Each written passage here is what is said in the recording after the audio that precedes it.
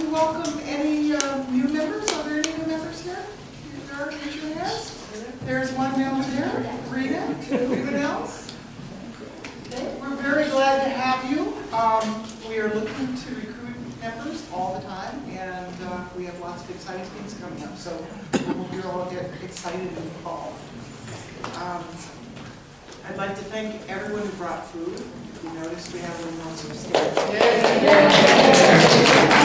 So we plan on this going forward. We're going to continue this as long as we have people who are willing to do it, including folks out there, so that you don't have to rush around trying to eat dinner before you go. Any excuse, not to come to the meeting is not right. So they did a good job this week. There's also a new table back there. It's got flyers and postcards announcing various events that are coming up. So please feel free to take whatever you want, and next time bring your own. Linda? Quickie announcement. One of the tools I used in my demonstration was the angle cutter. And Roger, my good buddy, made some more, and they're over there. If anybody wants them, just leave the money in the box. It all goes to Roger. And the kind of idea behind that table is it's a resource table. So if you have some tools that you don't want anymore, you think someone might be able to use, feel free to bring it, mugs, whatever. We want to just make it an opportunity for people to sort of share what they have and to, for us all being mentioned.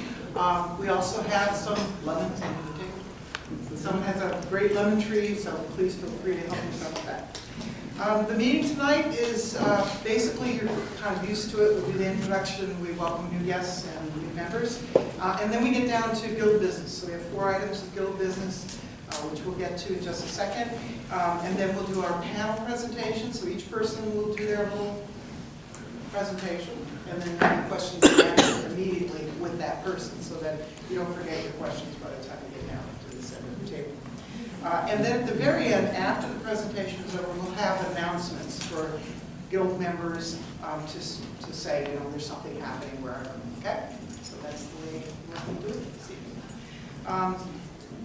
The first order of business is a presentation on workshops and presentations by our coordinator, Ann Lewis. So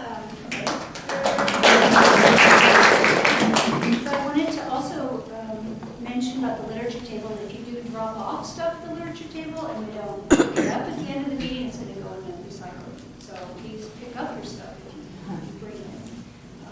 I just want to give everybody a heads up. I know Cindy sent an email to you guys about the September meeting. It's been changed from a weekday to a Sunday because it's going to be all about sale for OVCAG. And we're wrapping in a little mini workshop. And so the date has changed to the 18th of September. It's a Sunday. And Christine can talk in a minute about the OVCAG thing. So we're going to front load that meeting for the first hour with Jill and Christine talking about the OVCAG and where the booths are and all that sales information. But the second half of the meeting, or 2/3 of the meeting, we've got a commitment from Robert Dvorak to come down and do a special, 2.5-hour mini workshop on the creative art of selling. And he presents this all around the Bay Area. He's giving us a huge discount to come here. It's going to be interactive, and it's going to be great information going into our sale. So I'm really excited about that. Hi. Of the workshop? Oh, it's tentatively 12 to about 3:30. And where will it be? We're still trying to figure that out. If we can do it here, if there's enough, we're trying to guess how many people. We're thinking of advertising it so if non-members come, we can collect a little bit of money from those guys because Robert's a wonderful speaker and we'd like to have as many people come to hear it as possible. So Can't have it here if you want to collect money. oh. They don't allow you to collect money for anything. When they can see the details of where they're We're going to be publishing the details in Blast, and I don't know if Greener will come out. I guess it will. I'm trying to think of the Greener come out in time for us to article about it? Or something now. Yeah, not this time, but, I'm not sure. yeah, I'm not sure either. It's quarterly. Right. But any of our events, if we're unsure of dates and times and places, if you check the website for OVCAG, it's always there and plenty of time for you to attend an event. Right. So before I turn over to Christine, I want to also mention that in July, we're doing an ice cream social.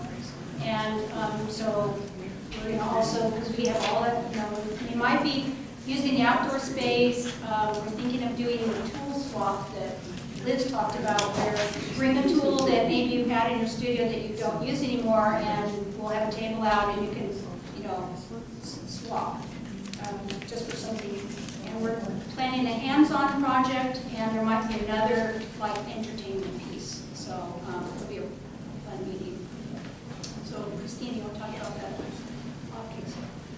Okay. So just a quick wrap up with the International Flower Show sale.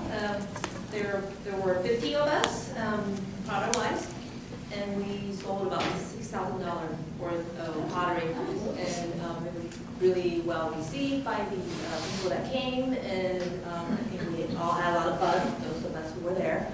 So we're hoping that we'll be invited back in 2 years. So it's every other year that it's. And then the upcoming art English sale is in November. The registration will open July 1st. You will get a blank form in the greenware that's coming out in June. So to make sure you keep that insert copy in there. But don't mail it in early, please. So because we actually, we are going out of town, so if you mail it in, we're not going to be there to take it. So please wait till July to send in your registration. And there, like Anne was saying, we're changing a few things there. So it's actually a new address for the registrar. It's a new person. Donna Hills is taking over the registration portion. And then our photo shoot is going to be July 23rd, I want to say. Let me check real quick. Yes, it's July 23rd. It's going to be at 2:30 p.m. at Dan Dermer Studio, Higher Fire in downtown San Jose, because he's our photographer, and he's been doing this in the past, I don't know, 4 or 5 years now, and so we'll be going to his place. It's much easier for him instead of coming up to Sunnydale. So that's July 23rd, 2:30 to about 5:30-ish or so. Then the mandatory participant meeting is moved from, like Ann was saying, moved from a weekday night to a weekend. So the 18th, we'll start around 12, hopefully the potluck as well, and you'll be handing out the, we'll be handing out the table assignment and the job assignment and information, so on and so forth. What month is that? 18th of what? The 18th of September, sorry, that's a Sunday.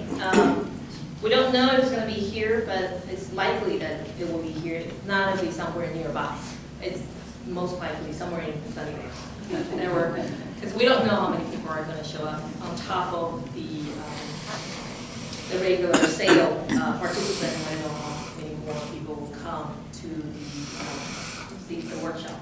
But it's free for all of our members, am I correct? The workshop, even though we actually are paying the presenter to come here, but it's actually going to be free for all the participants, all the members. We'll figure out how we can charge a little bit. And maybe a donation. That might work. So that is it for now as far as art and play.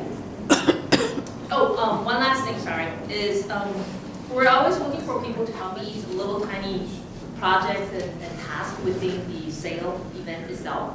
So like Donna Hills is taking over the registration part, and Jill and I will be working out more little job lists so that people will not feel so overwhelmed taking over the whole thing, but just do a little bit, and it will be a lot less time consuming as far as jobs concerned. So if you're interested in participating and getting involved more with the sales committee, just send us an email or let us know after the meeting. Yes. What's the date of the sale? The date of the sale is the 19th and the 20th. So it's of November. It's the weekend before Thanksgiving. So it's a little bit later than usual. but it's the 19th and 20th, and it's at Louis.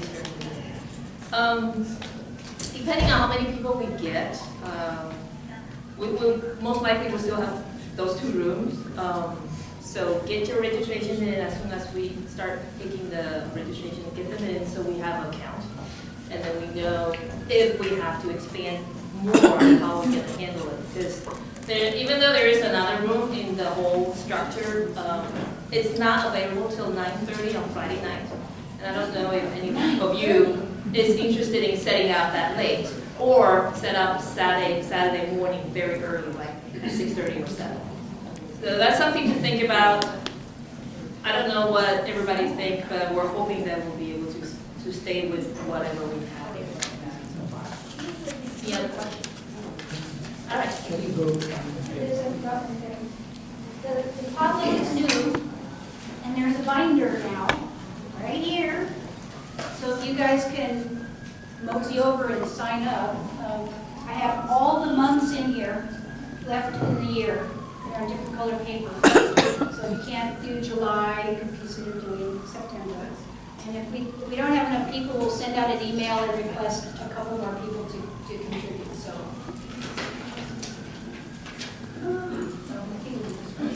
it'll be there, and we'll harass you guys.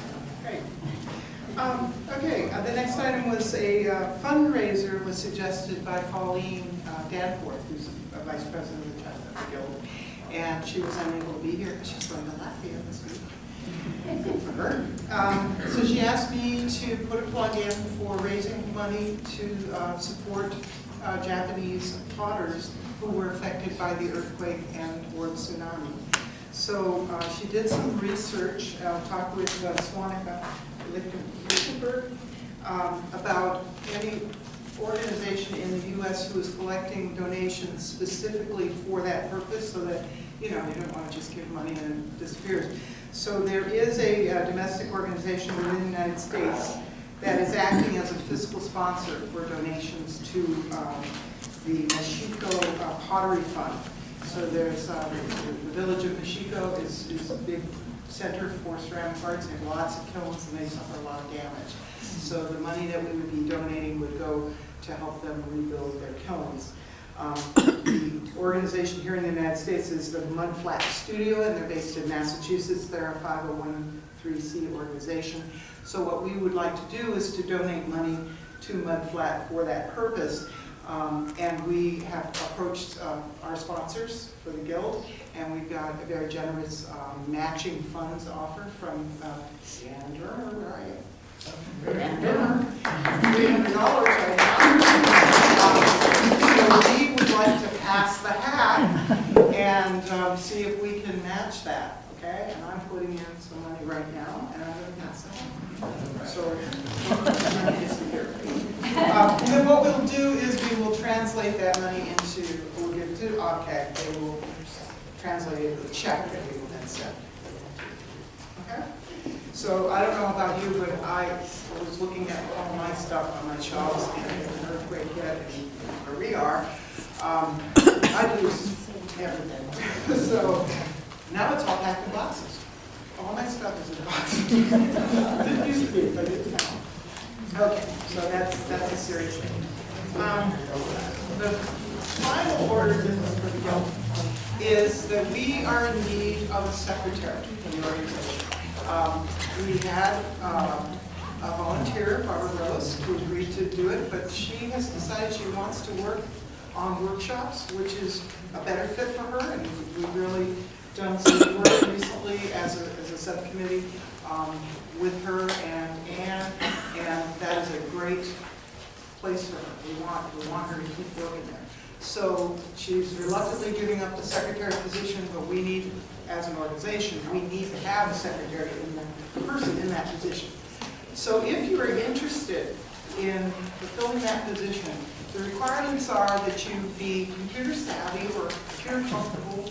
You know, you can go online a lot, you can use Yahoo groups, you're good with Word, and that you can attend our once monthly steering committee meetings. First Monday of the month in Sunnyvale, Palo Alto, sorry. Yes, or Los Altos? Los Altos. It's It's a fun little meeting. We all get together and we talk about really important things about guild. So if you want to be in on that and you feel comfortable with the computer and you don't mind taking notes, and you know, we really need you. So, okay, I'm not going to pretend it's fine. But please come talk to me, or you can send, you can talk to Peggy, or you can send the email to the newsletter. I mean, you can get a hold of anybody, and we will grab you with both arms and steer you in the right direction. So, And we have a really good training, so you don't really have to know how to do this. The person, people who've done this before will train you, and you'll be able to do it. It also is worth mentioning that it's not a lot of hours each month. I was the secretary a few years ago. And it's attending the meeting and then probably maybe an hour, hour and a half, I would say, outside of getting the notes together and posted. Yeah, and I'd say that computer savvy is probably the wrong word. I mean, you have to be comfortable doing word processing, but that's about it. So you do have to be able to go on, you have to know how to go online, but that's... well, in young groups, we're trying to use a little more of the functionality of that. So I'm not trying. But not computer savvy. That sounded scary.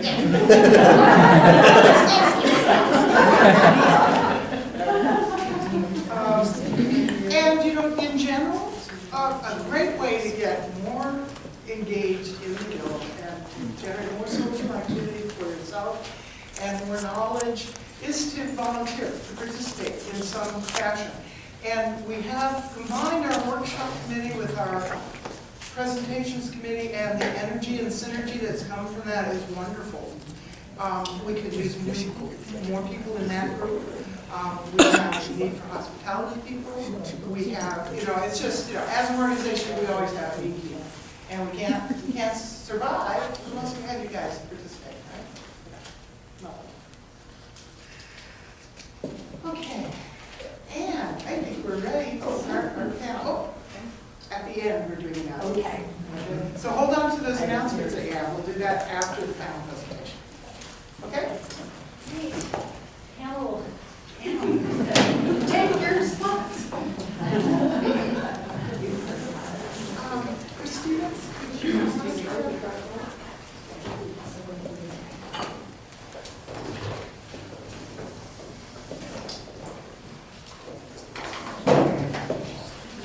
First of all, I want to thank each of you for agreeing to spend the next 45 minutes or whatever out with us and sharing all the expertise. We have a lot of veterans in our group, I believe.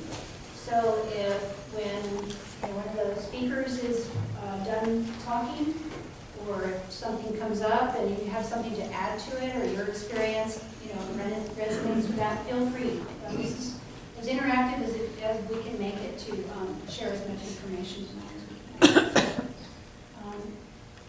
We're going to start with me, and I suggested some questions for each of them to follow, so we kind of have a consistent format, but you guys can just do, I'm shaking his head already.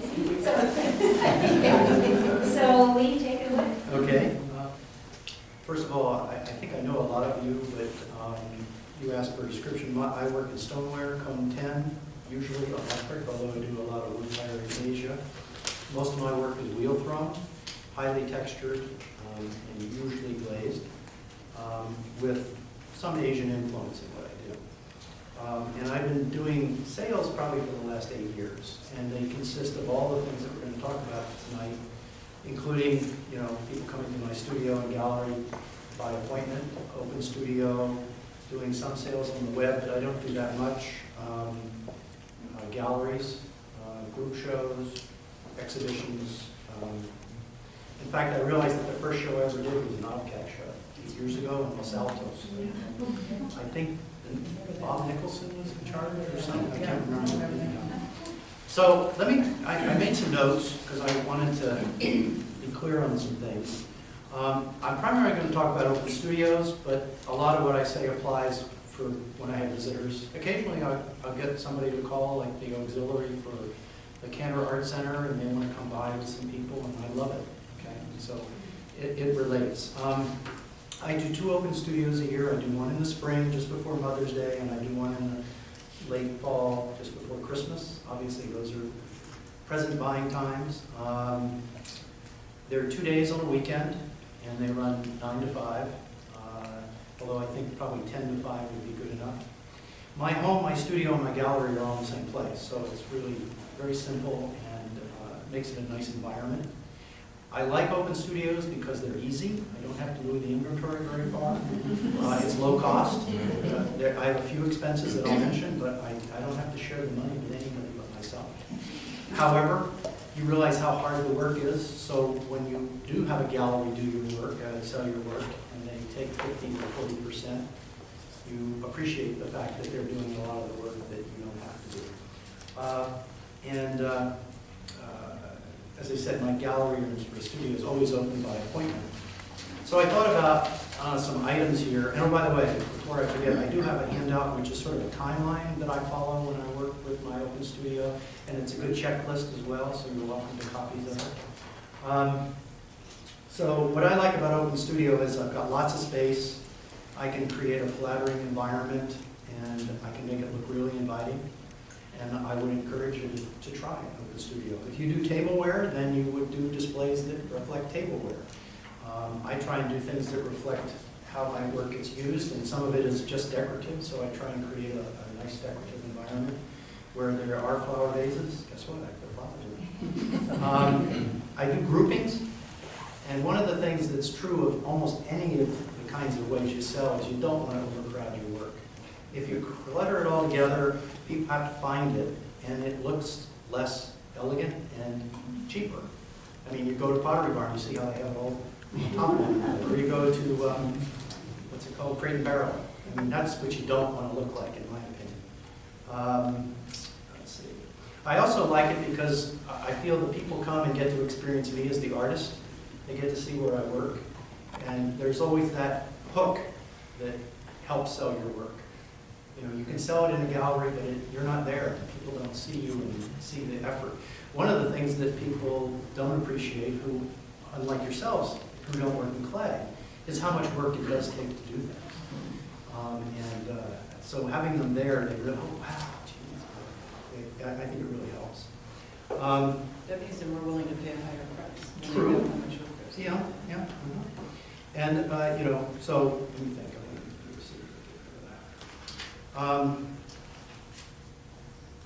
And what I don't want to do is create what they call edutainment place. I'm not really there to entertain you. So I think you really have to think about that when you're setting it up. The goal is primarily to sell. And so, you know, I don't do demos while I'm trying. I think that's distracting. I can't work with people who are coming in, and then I've got people watching me throw, and they don't buy. You can learn by visiting other people's open studios. And if you've never done one, that's what you ought to do. You want to have Silicon Valley Open Studio, go visit a bunch. And you'll see ones that you say, oh my God, that's great. And you'll see others you say, oh God, I shouldn't do that. So you'll learn both ways. And you know, you don't want to copy what somebody else does. Take their idea and adapt it to what you want to do. The key is you need to get people there, okay? So if I were you and you've never done an open studio before, you might want to band together with somebody else and try, because they'll know people and you'll know people and it'll help. Or do the Silicon Valley Open Studio, which is, you know, a given weekend in a given area, or maybe it's 2 weekends in a given area. And so you get on the map and you're part of it. I do not do that, by the way. I did it 1 year. It's just not appropriate for me because I live too far away from where everybody else is. And so, yeah, I'm on the map, but nobody's going to come all the way out to see me. And it's $200 or more. I don't know what it is now. But I think if you lived in Sunnyvale, it might be an excellent place to start. So you want to start with people nearby. I mean, you can stuff mailboxes. I eventually went to sending postcards out, our neighbors at, and it'd be the address. And I just figured out all the addresses of blocks where I didn't know anybody, and just stuffed mailboxes, or mailed them, if you want to spend money.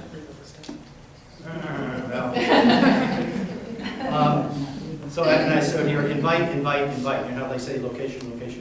If you don't get people there, you're not going to do the sale. So you got to figure it out. So, for example, I've got a sign-up sheet tonight. So anybody who'd like to come to my open studio, you can sign in here, and next time I will either send you an email or send you a postcard. And so you always kind of, you got to work on that mailing list. My mailing list is about 1,500 people, and my email list is not quite as big as that. And you begin with, you know, like if you do an OVCAG show, bring one of these along, you know. Because if somebody buys, maybe you get a record of it. But if they don't buy, you'll never know who they were. And you have the opportunity to do that. As I said, I've got a timeline here which starts out 2 months ahead of time and says what I'm going to do. You know, like I'm going to set my studio dates, if not before that, my own studio. I'm going to update my web presence. I'm going to design my postcard and my email flyer. I'm going to contact the local newspapers and OVCAG and ACGA because they all require a lot of lead time. And then, you know, Dan was saying he's got to make it work. Yeah, of course.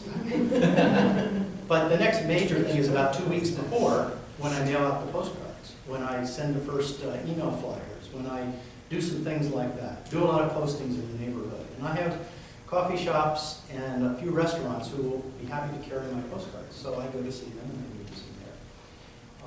And I find that people come from all of those things. So there's no one that's better than another. We also have an email forum in our town, which covers hundreds, if not thousands of people. And so I use that. That's a very important one because that's all local people. And some people know me. And, oh yeah, he's the ceramic artist in town. So that helps. And then I have a 1 week before and a day of and all that. And I just thought I'd write it up. So there it is. Remember, you're the host. You're the salesperson. And so you really got to get into it. And that's a give and take. When people come, you need to be friendly with them and approach them, but then you got to give them space too. So I'll have people come in and it's clear that they feel uncomfortable with me hanging around while they're looking at stuff. So I disappear, or I get busy, you know, important things, you know. But it keeps me busy and keeps me away from them. Also, you'll find a couple who gets into a discussion about which piece. You don't want to be a part of that.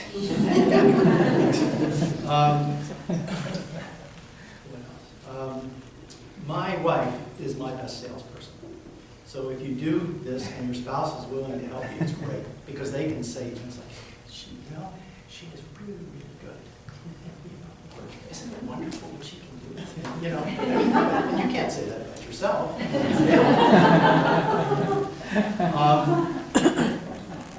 But your time is valuable. So, you know, I always thought about the used car salesman, you know, who can figure out whether you're a serious customer or not. Well, you've got to develop a little bit of that salesperson capability.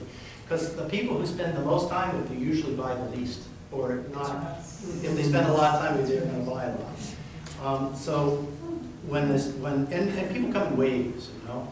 When you've got a couple people there, you want to spend time with everyone. And the person who keeps on using your time, you got to figure out a way to disengage yourself so that you can spend time with someone else.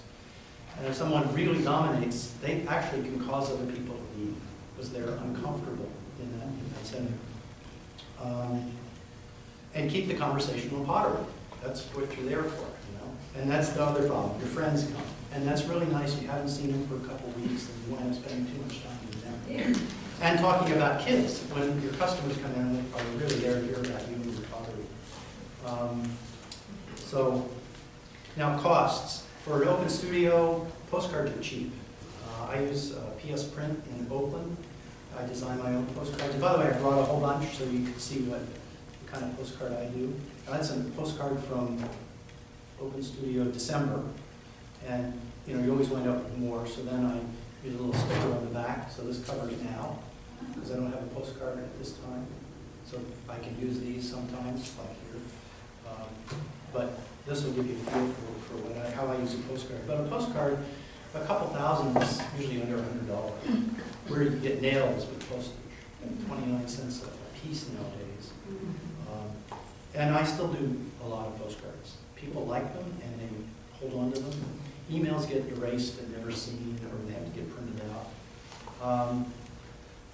Another cost is a business license. If you're going to sell in your town, you usually have to have a business license. That's usually about $50.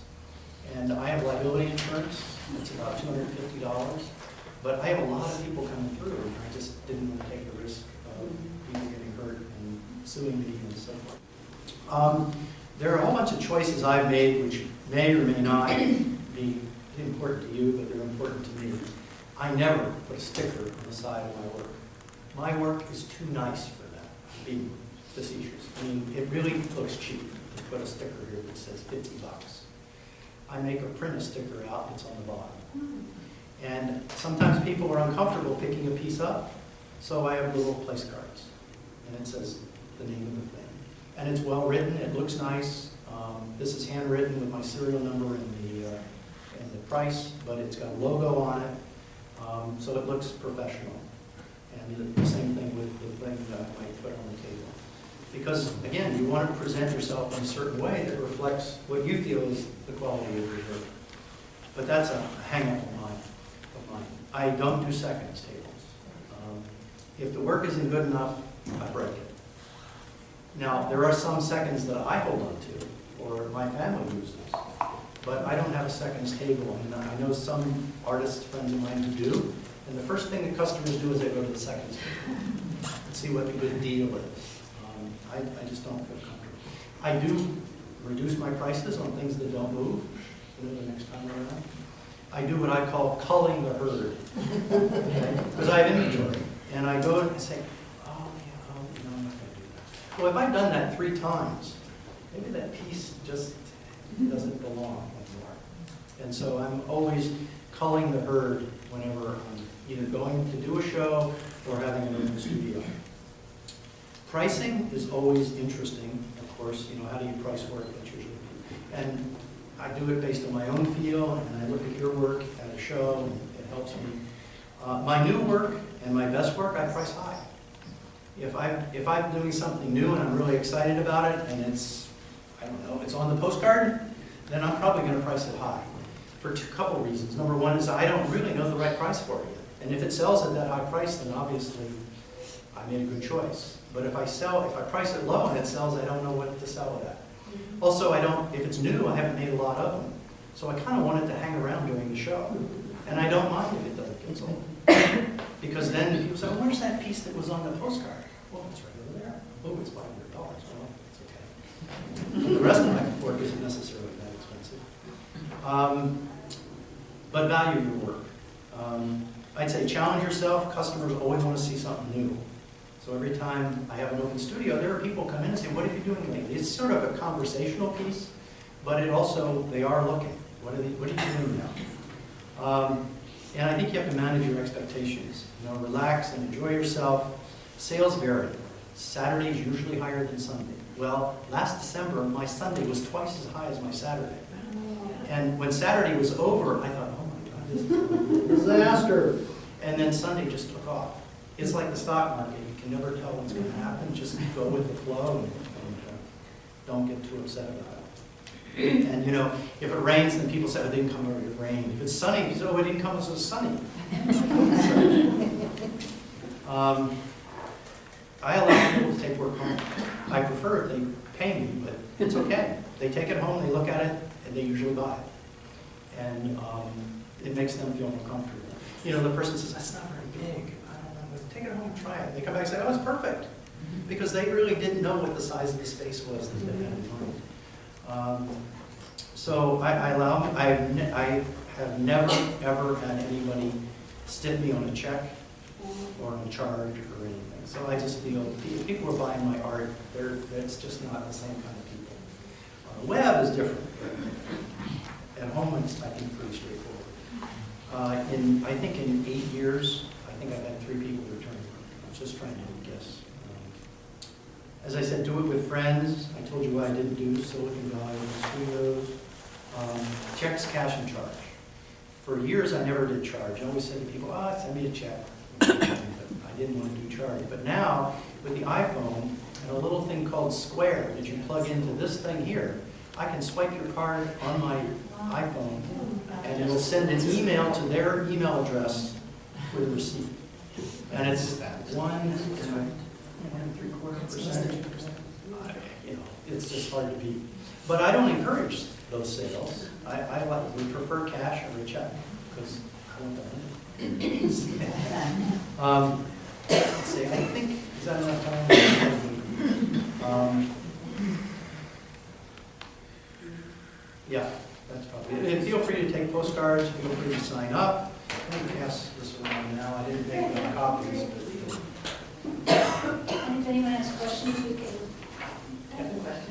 Yeah. You talked about having that mailing list of 1,500 people or so. When we were doing studio sales, my friend and I, our list was growing, but we started realizing that, after 5 or 8 years, we didn't know if we had good addresses. Yeah. And, well, I shouldn't say good addresses, but also, sometimes you have the one-time person that was walking their dog and came in, and you're spending the money sending the cards. That's right. How do you do anything to Well, call your email list? I do. And make your mailing list? I do, I actually know when I put them on the list. And, if they're from Davis, California, I'm finding people that are on the list. It is one of the problems you have. But I'd rather spend a little more money, and, you get them back too, people have moved and whatnot. But yeah, after a while, they may not be paid, they just go right in the trash can too, even though they still live there. That's why the email thing is so nice. That's one of the advantages of it. On the other hand, as I said, I think a lot of people delete the postcard, however, might hang around a little while. I put it there. You made a question about those cards. Do you do your own photography? I do. They're almost just beautiful. It takes time. That's another thing that I just quickly mentioned. You spend hours making the work. You can't spend 5 minutes taking the photograph. It takes me an hour at least per piece.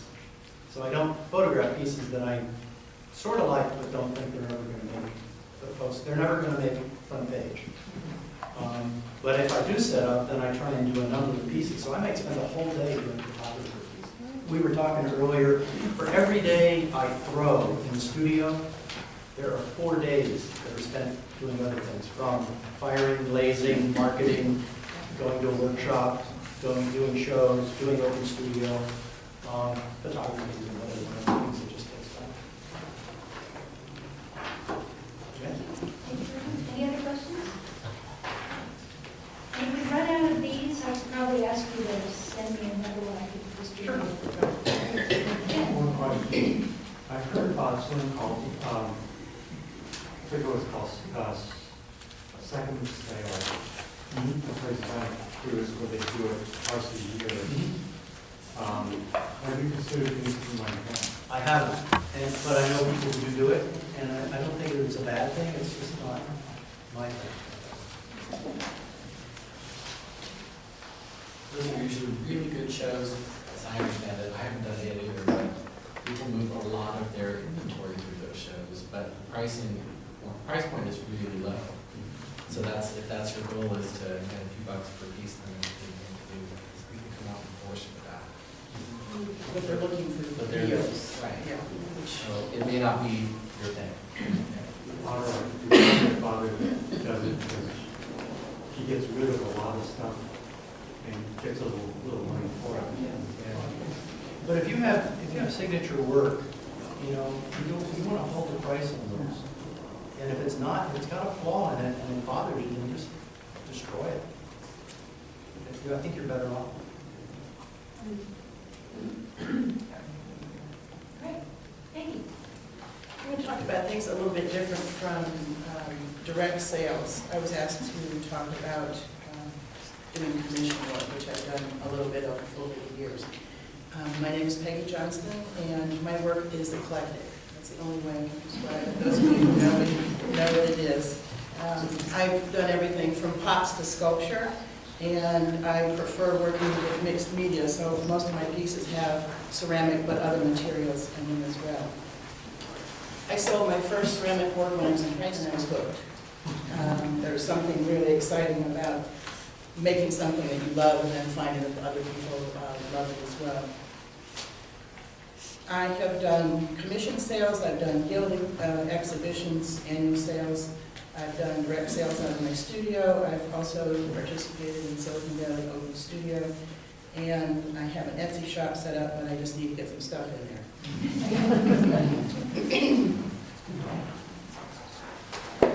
Okay, next question she asked is, why did I decide to start selling my work via this method, which is the commission? For me, I've done direct commissions, and I've also done commissions through interior designers, which is kind of a fun business. For me, I like the personal connection that happens when you're working with someone who's going to have something in their home, and they're asking you to make it to fit in their space. I'm the kind of person that likes that social interaction. If you're the kind of person who likes to sell things and you don't care who buys it, and you don't want to see them, you probably don't want to do commission work.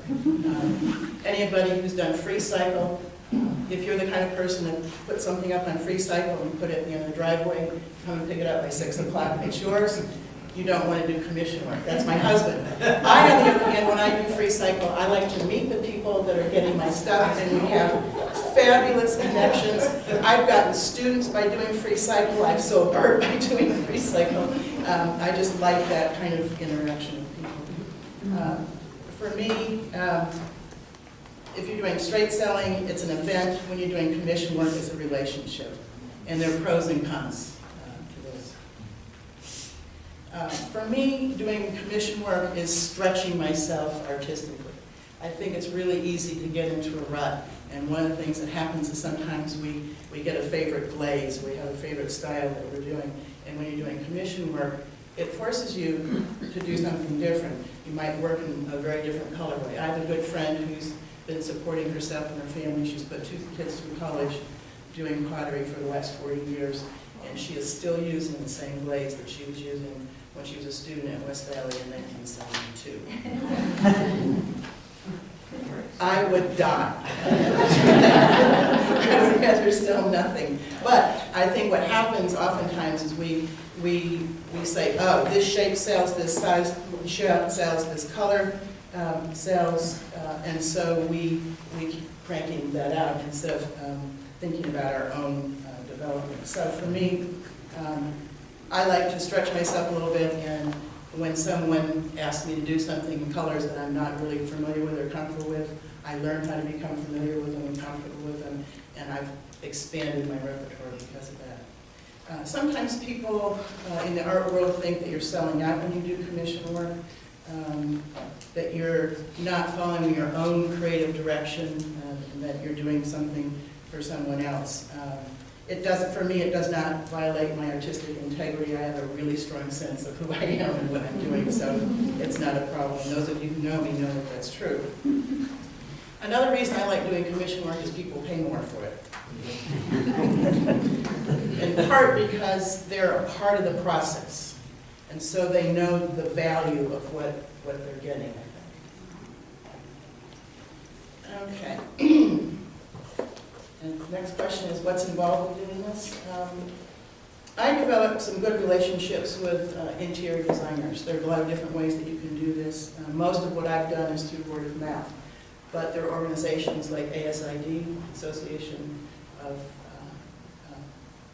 Interior Designers, and there are lots of local affiliates for that organization, and that's a good way to find people who might be interested. Once a designer knows who you are and the kind of work that you can do and what your skills are, if they have a client that they think would love your work in their home, they contact you and say, I've got a client, I need you to come to their house, let's look at this, let's talk with them, and it's a really fun time. It's like a great field trip. Do they ask you to match the couch? I was going to save this story for later, but I'll tell it now. I had someone years ago who was in my studio, and they saw a sculpture that I made, and they absolutely fell in love with it. But she wanted to put it in a special niche that she had in her bedroom. And so she wanted it to match her bedroom. So she lived in Southern California, but she was in the Bay Area that weekend that she was at my show. And she sent me her bed linens in the mail. She sent me a sheet and a pillowcase so that I could see what the colors were that she was working with. So I had a lot of fun, actually, because it was a real challenge to be able to make this piece using the colors that she wanted to have. And so for me, the creative challenge was trying to make something that I enjoyed making in a way that would be pleasing to someone else. But you never know. That's a good question. How much do they leave up to just you, and then just say we need something for this space? Or how much do they say we want this color, we want this kind of thing, or that kind of thing? It depends. I think people who've done a lot, who've commissioned a lot of work are the kinds of people who, if they're choosing you, they know your work already, they know what you like to do, and there's a reason that they're choosing you. So they're going to say, this is where I want this to be, I'm going to leave it up to you. You might meet with them 2 or 3 times and see, if you're on the right track. But someone who's doing it for the first time, another story I was going to tell a little bit later, I'll tell now. When you're dealing with people who've never done commission work before, it can be very interesting because one of the things you have to do is really manage expectations with people. And I was in a home that had a very interesting interior. It was entirely white, and the only color in the home came from copper, steel, and brass. So everything in the home was metal. And they wanted to have a piece of art on a large wall in their dining room, and they wanted it to be ceramic, but they wanted it to look like metal. And so there are lots of glazes that you can use to do that. So I met with them, and I realized when I saw the space, and it was going to be a woven triptych piece, about 10 feet long and about 5 feet tall, in 3 pieces with a clay woven, and hanging on the wall. He didn't want it permanently anchored, he wanted it just hung on the wall. And it was a place that was going to be subject to earthquake. And so I talked with him about spending the kind of money he was going to need to spend to do this, and then if it wasn't permanently attached, that there might be some issues with it falling. And so he asked if there was another medium that I could do it, and I said, sure, I can do this. I can make it look exactly the same as ceramic with paper mache, with pulp paper mache. And then I would leaf it, put different metal leaves on it. And so I came up with elaborate drawings, I did all kinds of things, little maquettes, all this kind of stuff. And the wife loved it. He loved it too. And he said, and this was years ago, and he said, but I'm not going to pay $900 for paper. So, at the time, no, this was just in our negotiation of doing things. And what was kind of interesting is this gentleman was probably wearing a suit that cost him $900. And I almost said to him, but I'm glad I didn't, something about the effect that my art would probably last longer than the suit. And it was the same price. But one of the things that you have to be careful with people who are new is you have to early on in the process talk to the person and get them on board, the person who's going to be paying for it. So I had been dealing with the designer and with the wife in this case, and when the husband who was going to be paying for it got involved, that changed things a lot. So there are a lot of there are procedures that you go through. You do this first, you do this second, you do this third, and so those are the kinds of things you learn as you go along. How much do you take up front? Usually people take between 20 and 50% up front. 30% is pretty typical, and that usually gives you enough for your materials costs and things like that.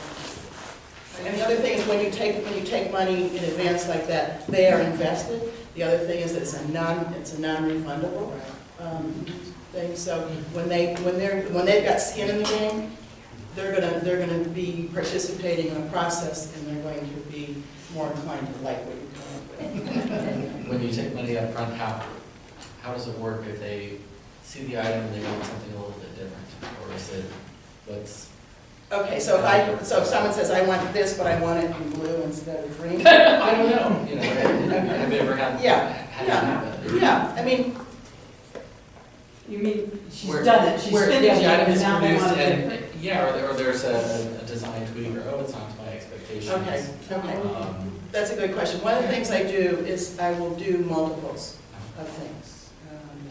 I've done, 3 or 4 pieces. And sometimes that's good, especially when you're doing ceramic sculpture, because not everything makes it through the process. Sure. Years ago, I was making a piece for an organization, and it had a deadline, and I've been using Sandy Mac for years doing these particular sculptures, and never had a problem with it. And I think that some of the ingredients were not available anymore, and they were kind of tweaking the formula. Anyway, I had a huge explosion in a piece that I never would have had before, and I quickly scrambled and made, I had 3. And so what was nice is that they could choose one that they wanted. I kept one for myself, and I gave one away. So if you make multiples, there are other ways of getting rid of them. But Yeah. you have a whole process where you do sketches, Oh, photos. Yeah. Because I do the same thing. I do the sketches to get an idea from them, this is Right. sort of what they want. Then I do a picture of it in rain, where wet. Yes. So look, this is how it looks, this is what you want. And then after it's fired and glazed, then, so there's no question along the Yeah. line. You need to have little checkpoints all along the way to make sure that you're on the right page. I was gonna say, I just have done a few commissions lately, I haven't done many, but I've been able to get paid for design work up front, Yeah. aside from the piece. So I've been just charging separately, Yeah. And then if they decide not to go forward with the piece, that's fine, but they Right. paid for my time for the design. Right, and work. sometimes I can make that kind of arrangement even with a designer and say, this is what it's going to cost for me just to do this upfront stuff. Make sure that I can get paid. And oftentimes that comes from the designer. So, let's see. Communication skills are really important. Being able to listen, hearing what people are saying, so that there are not any surprises as you go along. I use a detailed drawing, sometimes a maquette, to show a client where you're going with a piece. With a straight commission, you want to have a form that you have as soon as you start talking with the client, so everything's in writing. And whenever you make a decision, you're going to sign off on it, and the client's going to sign off on it. So there's not any he said, she said kinds of things. You don't leave anything to chance. Pardon? Can you give an example of the kinds of things that you would have spelled out? Well, you would spell out dates, like a range of dates when they want something. You would spell out size specifications, all the details that you're working on, for sure. I didn't bring none of my friends with me, I should have done that. But you want to have any decision that you make in the course of a conversation with a client, you want to have that in writing. Because there are a lot of times when you think you've understood something, or the designer thinks they've understood something. Because in this case, you can have 3 people in on that conversation, all 3 have to be there. Because if I'm not hearing what the client's saying, in a sense, the reputation of the designer's on the line too, because I was recommended to that client. So if I want to continue working with that designer, I need to have a good relationship with them. If I'm not meeting what the client wants, then that designer might say. What kind of allowances do you make if you're not able to fulfill, say, the final date, or, say your Kilburg grows up or something? One of the things I always explain to people that when you're involved in the creative process and you've got many steps like you do, and certainly in ceramic work, there are a lot of places where things can go wrong. And so that when I'm giving a date, I'm saying, this is what my goal is, and then if something happens, I let everybody know, as soon as possible. Most people are pretty forgiving on that. I think that's extremely important. I have a tendency to run away when there's a problem, and I fight against that, and I communicate with my customer every chance I get, even if something's gone wrong, to tell them that, oh God, to move up in the kiln, there's a huge chip, I can't, have to do it again. Don't not communicate with them because you're scared of the consequences. You just, I'm an artist, this happened, I'm going to be back on schedule, or it's going to take me a week longer, or whatever. And they appreciate that, and they appreciate being part of that process. And they'll forgive you, usually they'll forgive you, unless, it's like the 50th birthday or something. Yeah, it's gotta give it away. Sometimes people want things sooner than they should for what the process is, and you just have to be really upfront and say, you know what, that would be really nice to have that table top done for you by that 40th birthday party, but it's not, you can't, you need more lead time or something. But I can do a maquette that's gonna look great, and you can put it out. Yes, there for your guests. yes. You can show them what it's going to be. Yeah. Okay, so you're going to, in writing, you want to have like color, sizes, due date, payment expectations, all those kinds of things for sure. So sometimes I need to, let's see. Oh, I make more than one of something, and I let them choose which one they want. When people choose, they're less likely to want to bring it back. It's like it's their choice, and and what's really interesting sometimes is I will try and predict in advance which one they're going to choose based on what they've been saying, and I'm almost always wrong. Which is a really interesting thing about human behavior. Okay.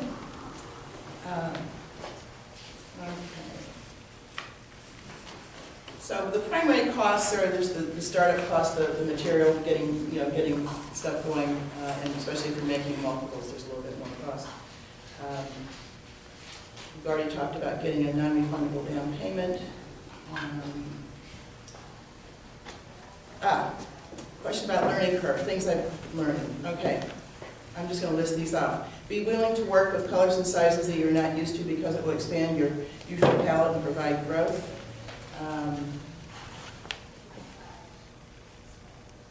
Arrange for some payment with the designer if the client decides not to go with your project to cover your time and materials in preparation.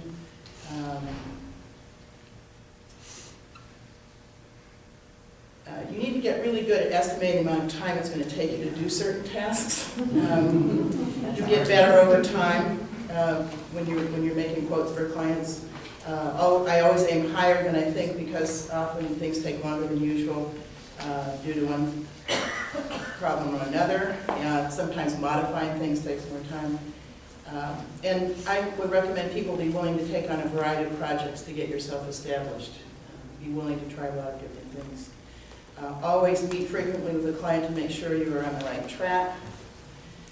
This is something I didn't do at the beginning, I'm kicking myself for now. Document your projects. I started doing this before there were digital cameras, and it used to cost me hundreds of dollars to get a photograph of one piece, so I didn't document a lot of things.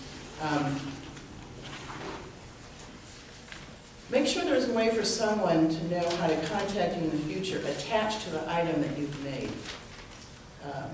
Oftentimes guests or family of the client might like what they see and want something similar but may not know how to contact you. Oftentimes interior designers can come and go. The connection, that chain is broken, so have something on there so they know where that came from.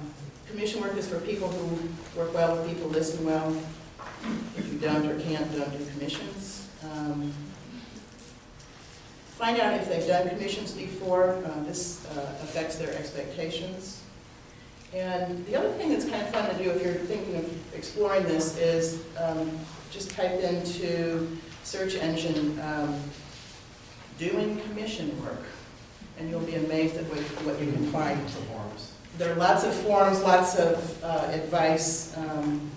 There's one from artbusiness.com, making art on commission, tips for artists. I made about 4 or 5 copies of this if someone would like it, but otherwise you can go yourself to the website to see those. But it's a fun way of participation and selling work in galleries over the years.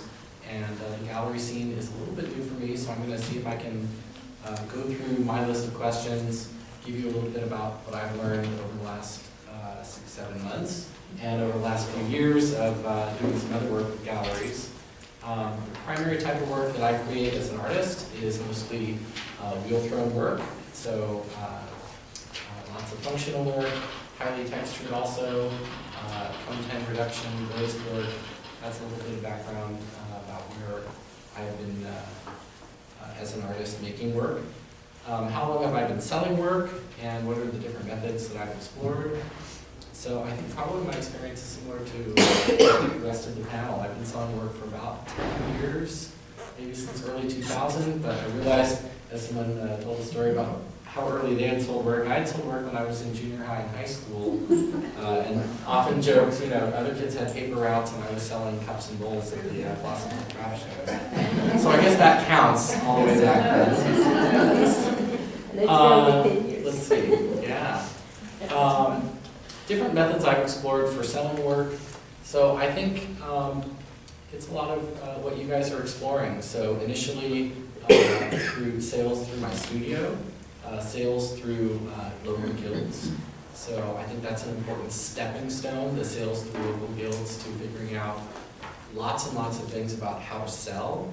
You're looking at pricing your work, you're looking at how your work compares with others, what moves, what direction you want to move in. It's a great venue for sort of figuring out where you fit in and where you might go, and to how the market responds to your work. So I think the functional work is probably a lot easier because people will always want to buy, bowls and cups and some amount of functional wear.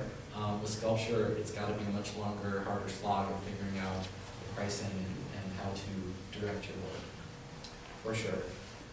In terms of some of the other methods that I've explored after guild sales, in the mid-2000s I joined Gallery House, which is a kind of gallery in Palo Alto. Wonderful place. It's a co-op gallery, which is a little bit different than the kind of gallery that I'm running at Higher Fire. So co-op gallery, if you haven't been in one, it's a good experience. You're there with a lot of other people who are artists. You have consistent displays to keep up. You have to refresh your work on a monthly basis and keep things interesting. You have input in terms of hanging and shows. You get experience working toward thematic shows, which come up multiple times per year that you have to fit your work into. And I think that's a good experience to see how you can stretch and change somewhat along the lines of commission work. A co-op gallery is a little bit different from what we're doing in Higher Fire, which is mostly consignment, some wholesaling. A co-op gallery, you pay dues. You pay probably a lower commission for work that's sold. You're expected to staff at the gallery, so at least at Gallery House where I was, you were there 1 or 2 days a month for sitting at the front desk, which actually is a really good experience, because when you're sitting there, you get to answer questions about all the different things that are in the gallery, from both educated and people who are looking through there for the first time, looking for something that matches the furniture or looking for something very esoteric. So you sort of get a wide range of inquiries that you get to respond to, and it helps you develop what you want to do in terms of displaying and developing your own work. So anyway, co-op galleries is another way to go. Other things that I've explored, mid-2000s, I was doing consignment like a lot of you at things like coffee houses. I also did some wholesaling, which is another aspect of making a lot of work and getting it out there. In terms of the difference between consigning and wholesaling, one of the nice things about wholesaling is you get the money up front. And a lot of times, if the orders come in on a regular basis, you can set your work schedule to that. So you can figure out at the beginning of the month what it is that you have to throw, how to fill the kiln, which glazes is this particular gallery interested in. You can develop certain lines of glazes and forms that work well together. Galleries will help you determine which direction to go in based on what they want to purchase. So when I was wholesaling, it was really just in one gallery on a regular basis out in Chicago, but it was very instructive for me because I would show them digital pictures of everything coming out of the kiln, and they would say, yes, no, no, yes, I like this, I don't want that, I want this, and give me 10 more of that. And then you set to work and make those. The upside of that is you feel like, hey, I'm wholesaling, this is exciting, work is getting out there, and it's already bought. I don't have to worry that it's going to get sent back to me. Broken shipping is another thing that you learn, so it took me, I would say, several months to figure out how to get to shipping with no problems.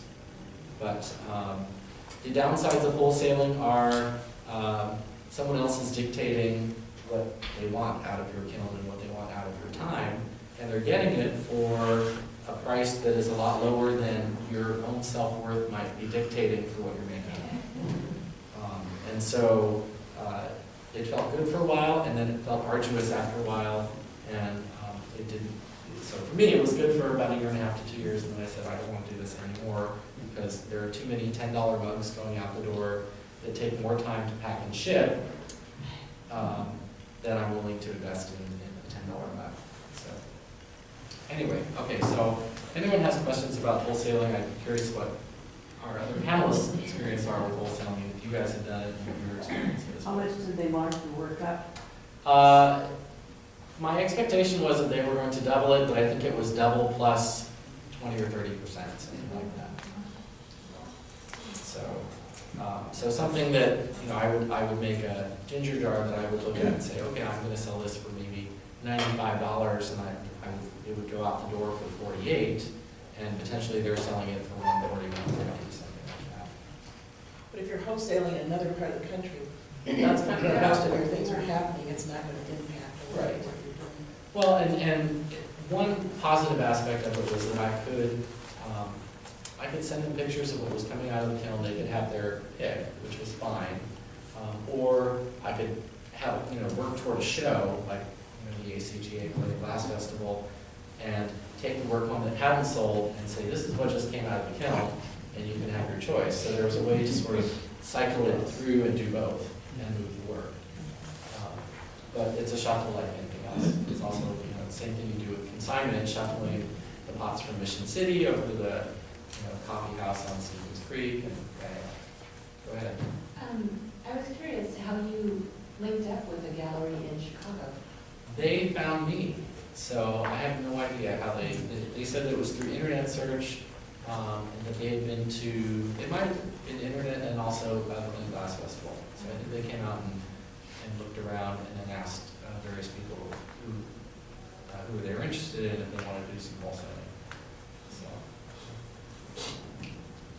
okay. Let's see, I'm still looking through my questions. How you've been selling your work. So we talked about guild sales and consignment, wholesaling. Other things that I've explored would be online sales through the website. For a while, I was getting some sales through my website, personal website, on the Hire Fire website. People would come and find me either through you know, online postings to clay art or whatever. If you keep your name out there and your website address out there, there will be people who will find you and say, oh, I have to have one of your copper red pieces because I'm exploring copper red and I really like what you have. And so things like that will be coming up every month or so, just if you keep up on maintaining a blog or putting your name out there. More recently, Etsy is cropping up. We use Etsy at Hire Fire. I've used it personally and for the store, and I'm actually surprised at how much does sell on Etsy. We're only selling maybe 2 or 3 things per month, but we consider it gravy and sort of like a little trophy for that artist. You know, whoever sells an item, it's totally great because it's something that wasn't a person who walked in our store, and it's a completely unexpected sale. Just for taking a picture of the work, putting a little description out there, and listing it for 20 cents. It's a really cheap way to go. It's 20 cents. It's an e-commerce engine. So the way that Hire Fire looked at Etsy was, do we want to pay a web developer to create e-commerce and an online store for us, or do we just put a link to Etsy and upload our pictures and listings, and we chose to do that. So as a business, we aren't actively out there trying to create treasuries or doing the social circle things, which maybe we should because apparently that's how you do more promotion. But it does seem to work, and people find you, and if the item is photographed well, it eventually will sell, which is surprising. So anyway, something to look into. How did I get involved with gallery sales? I would say, well, we kind of went over that. So galleries sales were important because you need places to push the merchandise.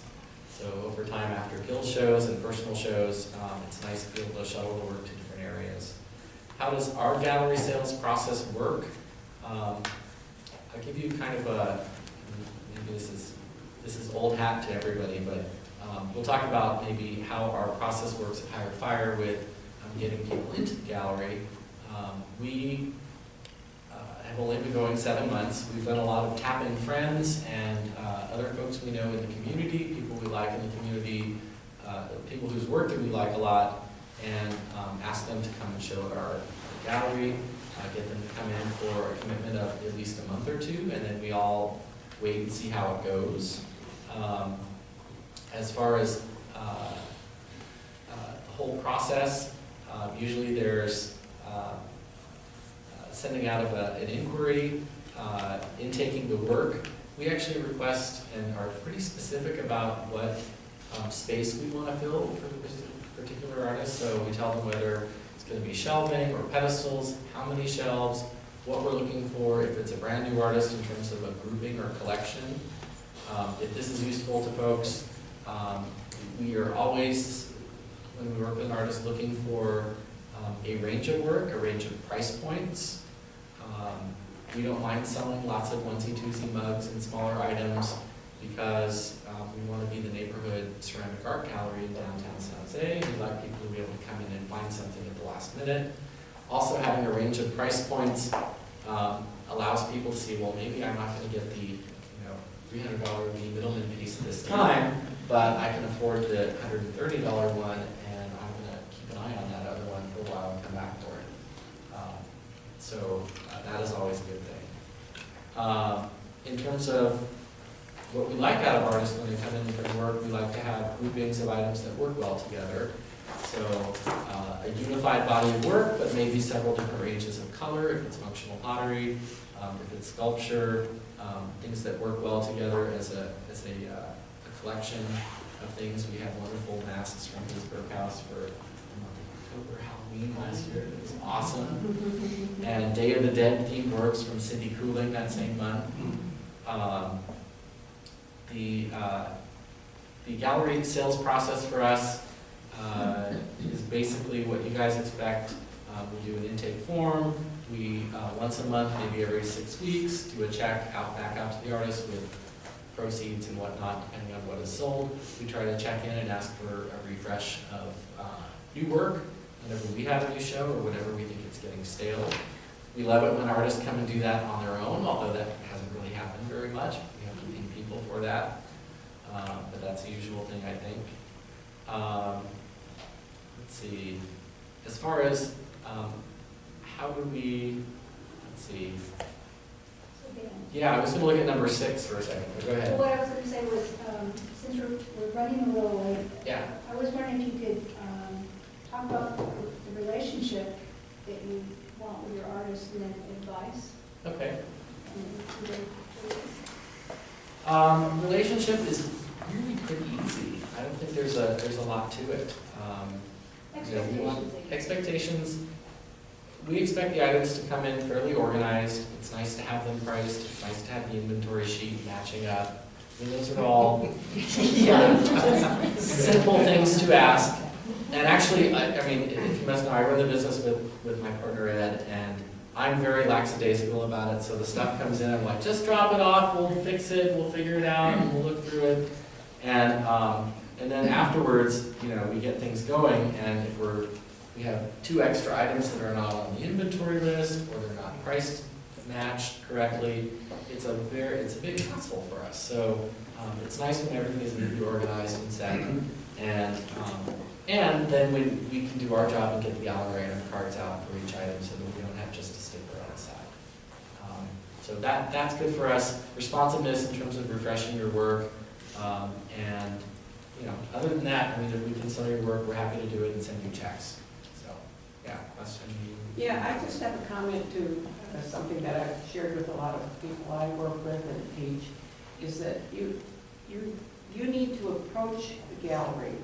They don't come get you, and you have to find a fit. If you do Ikebana containers, if you do sculpture, if you do whimsical stuff, go taste the joint. Go shopping and find a gallery that you think your work would fit in. Never ask to talk to them then. Ask to have an appointment. get the card of the manager and say, when can I make an appointment, or may I? And then have some photography to show them or something. But remember, they only know what you tell them. If you come in that you're insecure and you don't know what you're doing, and you probably won't like this stuff anyway because it's not what you think. So just project what you want. You are a professional. That's all they're gonna know about you.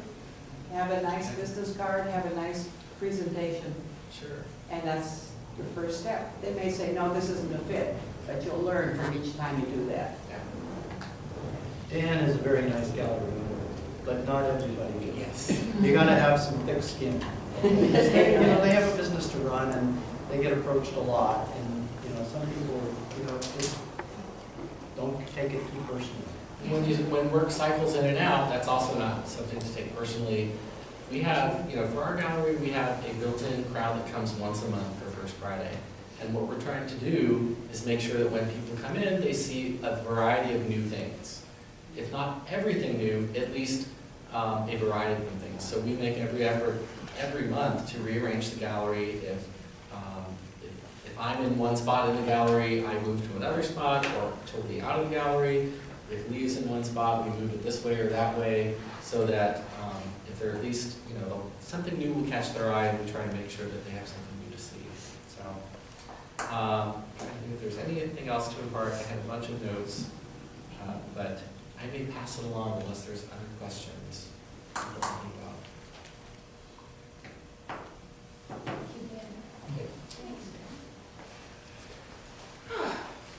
I'm gonna get up. Okay, let's all get up. Just stand up.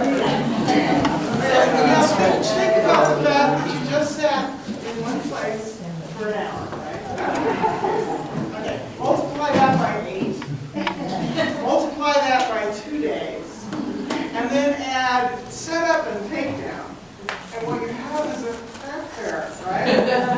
So, We shouldn't be feeling sorry for ourselves. no, but in between that, you have really cool experience, really great experience, because I find that doing a craft fair is like one of the best parts of being an artist. Because, we all want people to look at our stuff and say, oh my God, that's great, right? And people will say that. They'll come up to you and they'll say, your stuff is so funny. And then they'll say, are you crazy? Or how long have you been in therapy? So that kind of answers the question about why I do my work through craft fairs mostly. I've been doing it for about 6 years, 7 years, going on 7 years. I do the fair, I do high-end fairs, 6 to 8 a year. I do fairs that I have to jury into. And that goes along with the high-end piece. The reason I do that is because my price point has to be high. Because I do the figurative, humorous, whimsical sculptures of chickens and African masks.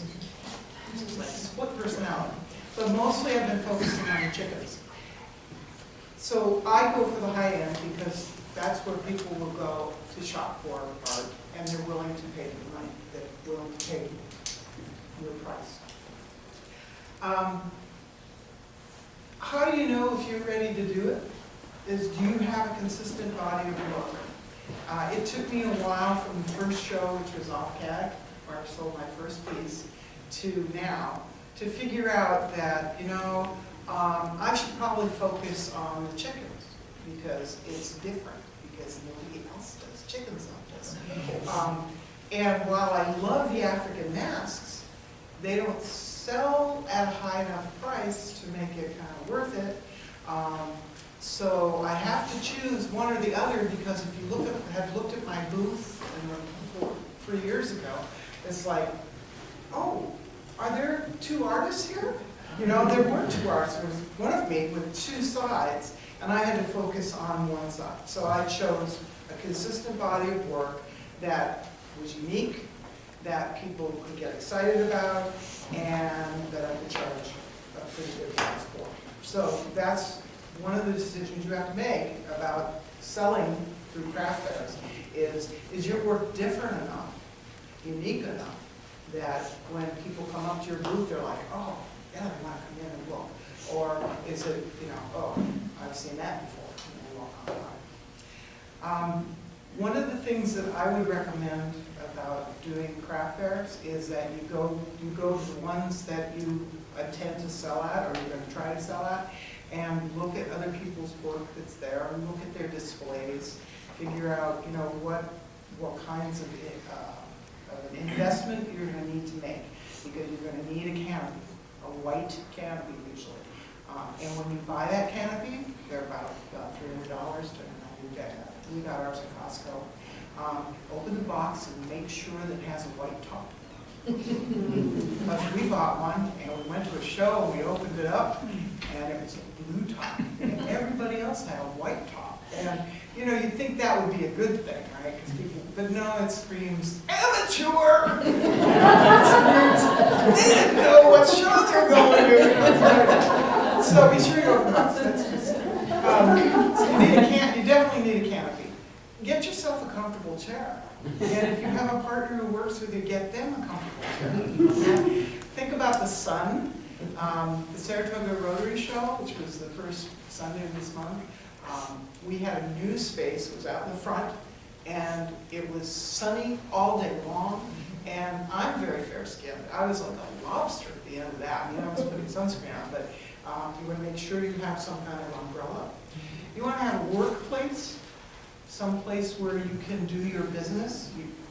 I take credit, cash, and checks, and make sure a credit card machine of some sort would be good. But what I do PayPal, and I just take all the information down, and then I go home and I do it at the end of the day through their terminal, on the terminal, and it works fine for me. Now it's not the cheapest way to go, but it works for me. I've never been burned, as Lee was saying. I've never had a check returned. People are really, people who spend money on art seem to be pretty good people. They're not the cheap. So a place to sit, a place to do your business, take credit cards. Don't forget you need to drink. You need water, you need food, you need all the creature comforts. You need some place to stash it all. So one of the first things I did was I went out and I bought pipes and drapes. We didn't actually do the official pipe and drape system. You can buy these fixtures that 1-inch conduit, electrical conduit fits in, and you tighten it up. I don't have to rent things, which is one of these expenses that you can incur every show if you do indoor shows. You want maybe table skirts or something that fit around so you can put all your stuff under it so it isn't visible. You want, in my case, oh man, I wish I were a jeweler. Yeah. How many of you have been envious of jewelers? They walk away with a suitcase. I have boxes of bubble wrap and tissue and whatever, because my pieces take weeks to do.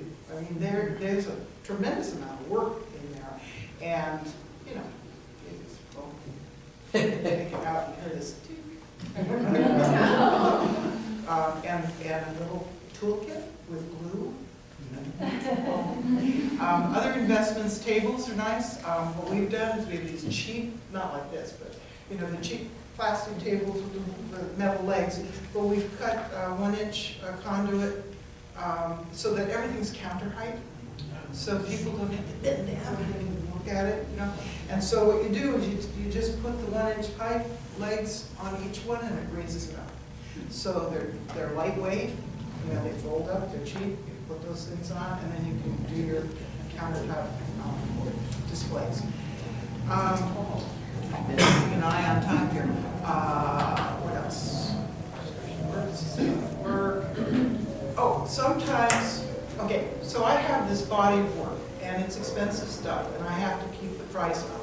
So I go to high-end shows. Well, I have to also consider the fact that I'm sitting there for 8 hours, and if I don't sell anything, I feel really bad about myself. Really bad. So what I've done is I've come up with a really cheap thing, but they're cute, you know, they're things that people will buy. How many of you have seen the little goldfish in a bowl? It's called fish out of water. It's a little ceramic fish inside a glass bowl. You know, it looks like one of those goldfish that you get at the school fair. And I sell them cheap. And people say, "You're selling that for 20?" Oh, I raised the price, $25. And they're shocked. But as long as I can sell something, you know, I'm okay with waiting for that perfect person to come and buy that weird piece that nobody else will ever want. That one person goes, "Oh, you know, my husband loves barbecuing. I want to buy that chicken." You know, so I have to wait for my buyers. So while I'm waiting for the buyers, I have to have cheap things to sell, and I don't mean badly made things. I don't mean poorly made things. I mean inexpensive things that I can produce pretty quickly. And if you're a potter, you know, you can do that on a wheel. But for me, I'm like, you know, I'm doing molds now. But anyway, I know. But anyway, I made the molds. Yes. So it's a good idea to do they're called lost leaders, right? So you have something to bring people in and like. What else? Okay, you definitely need a resale license, business license, yeah. You gotta pay those sales taxes. What else? I photograph my work, so another investment is a good photo setup, okay, with the backdrop and lights, a decent visual camera. I photograph my work, every piece of my work before it goes out the door is photographed, and I take a ton of pictures. I take it 360 degrees, all over, up close, everything, and out of that, 20 shots maybe, I get one money shot, which is my, you know, my postcard picture, right? Everything else is so that I can reproduce this piece, because I don't use molds on these larger pieces, because it's impossible. I make molds for some of the parts, you know, that make up that. But I will produce, you know, chicken sandwich number 2, chicken sandwich number 3. And there's always something different about it. There was a point to that, and I forgot. Taking pictures, yes. So I take pictures of everything so that I can go back later and say, oh, you know, that's how I did it. Oh, that's how that tail looked, you know. Oh, I didn't do 3 feathers, I did 4, you know, whatever. And it gives you a good record. And then when you're doing publicity, you know, you've got the photos already. Important thing in craft fairs, you have to have digital photos to apply. You've got to. And they usually ask for 4 and 1 of your setup.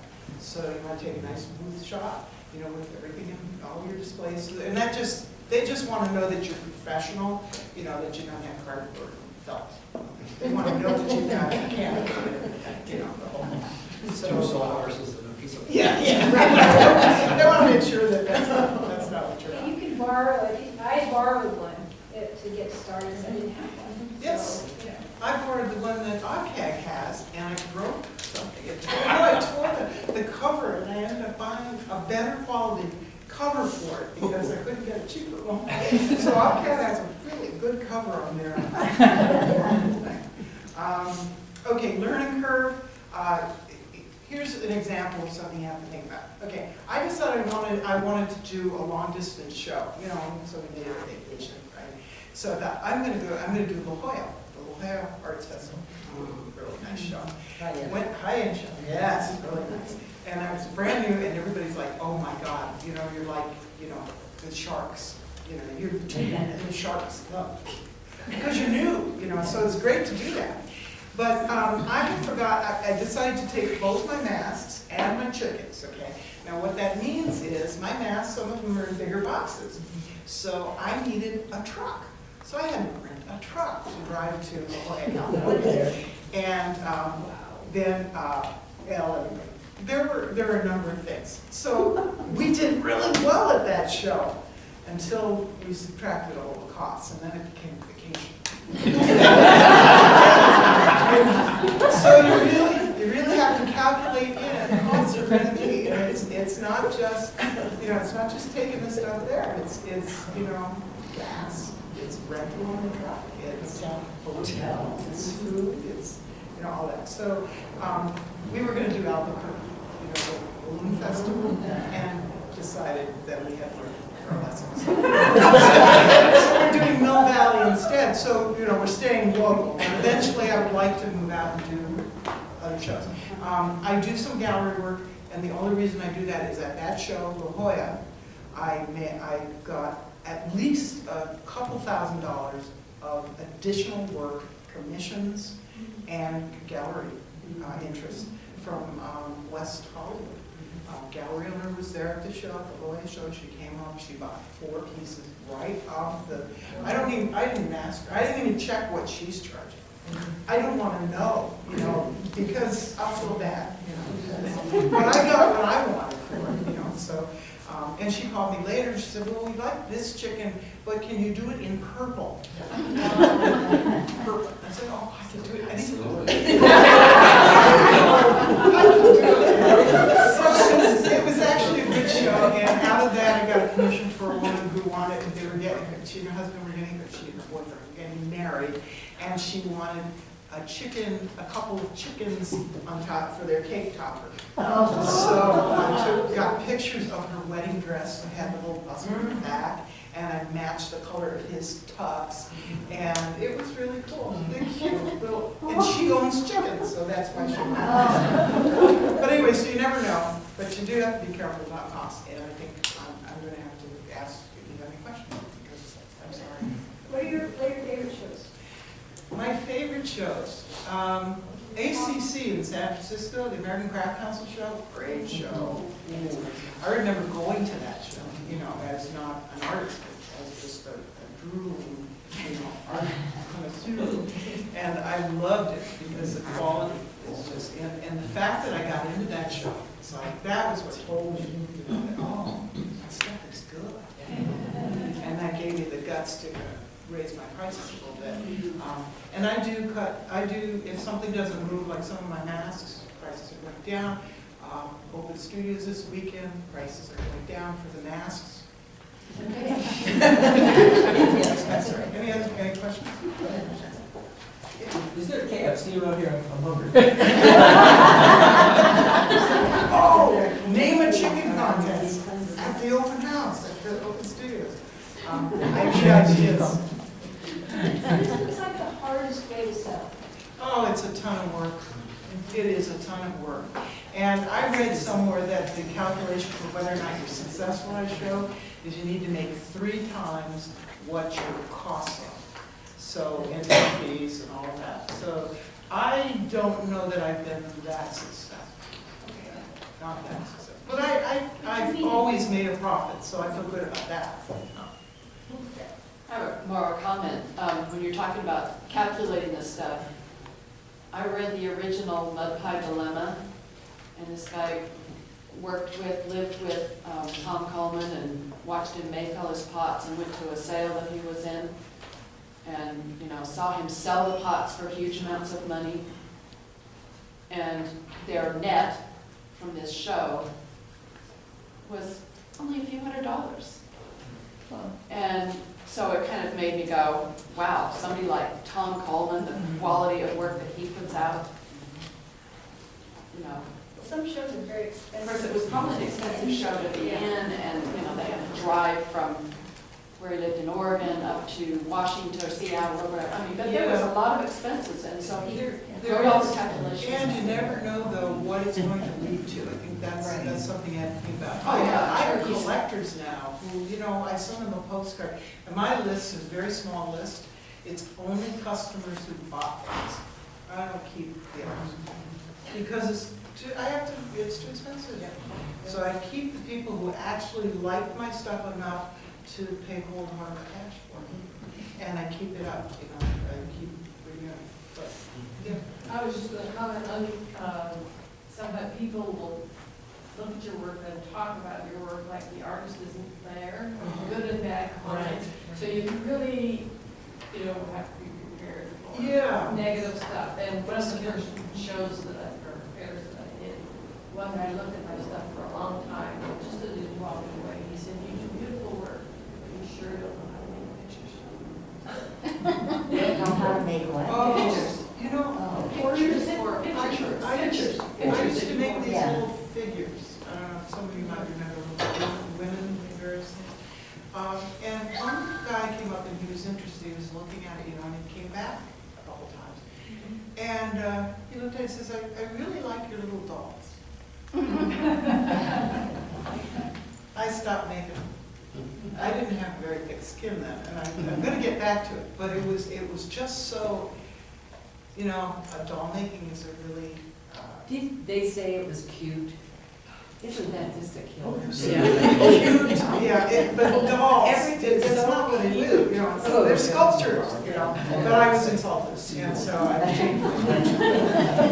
That's why open studios are so nice, because they get expensive and not as nearly as much work. Yeah. But you gotta get the people there, whereas when you go to a show, somebody else is taking the trouble.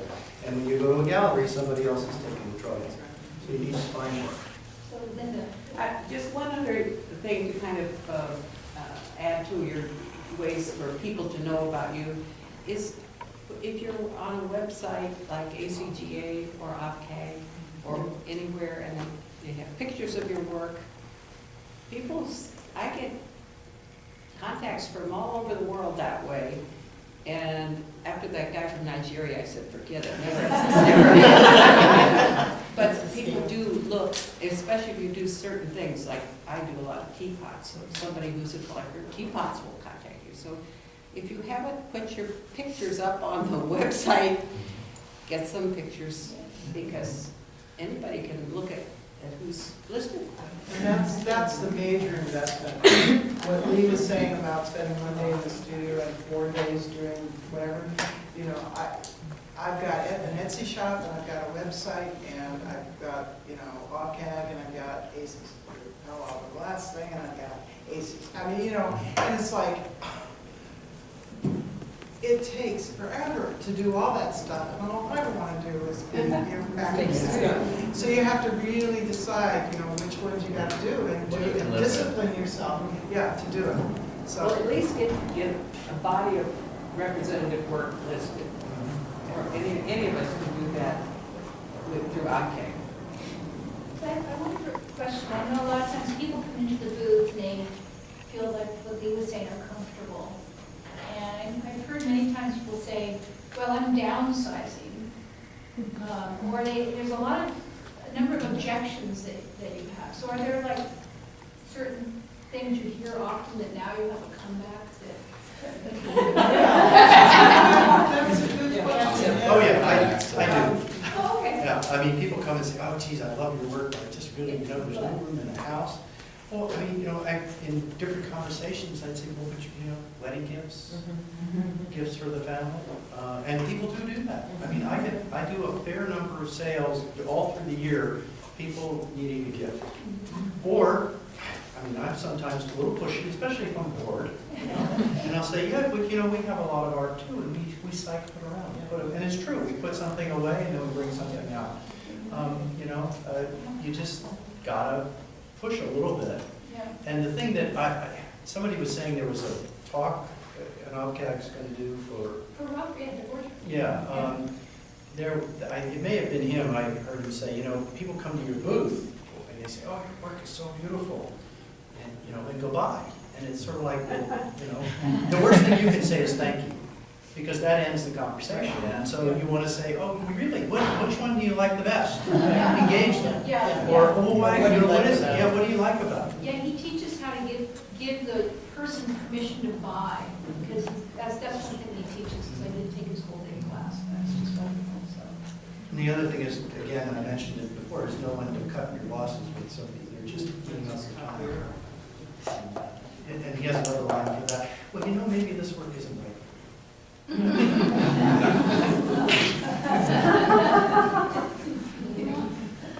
Well, I've done something in response to that, not the answer at the booth, but people don't have enough horizontal space anymore in their houses, right? Everything's got pots on it.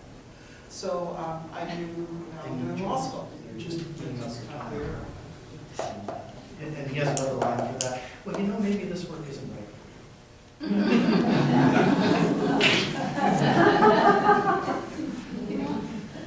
Well, booth, but people don't have enough horizontal space anymore in their houses, right? Everything's got pots on it. So I do, I'm doing law school. You're just putting us on. And he has another line for that. Well, you know, maybe this work isn't right.